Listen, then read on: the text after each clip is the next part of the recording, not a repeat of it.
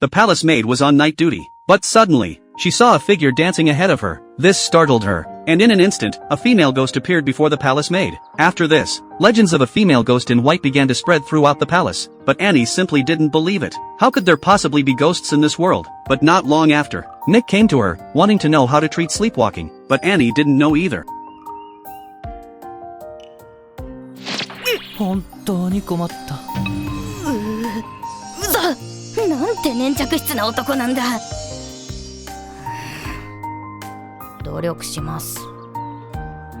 So that night, Annie went to the city wall. Sure enough, she saw a woman dancing on the city wall. The graceful dance moves left Annie dumbfounded. After making inquiries, she learned that this was actually Ruth, a concubine of the king, who was highly skilled in dancing. Unfortunately, during their first meeting, Ruth had fallen, and now, Ruth had been bestowed upon a military officer. Annie suspected Ruth had fallen ill due to emotional shock. But then, the doctor told her that the place where Ruth was sent was her hometown. That's when Annie understood what was happening. On the day Ruth was to leave, Annie stood on the city wall, watching Ruth depart. From her investigation, Ruth and Nick had grown up together, but unfortunately, she was later sent to the palace. Perhaps the fall back then had been intentional, just to dampen the king's interest, and Nick had used his merits to secure this opportunity. Ordinarily, by his status, he could never marry a concubine, so Ruth had pretended to be sleepwalking, thus creating this opportunity.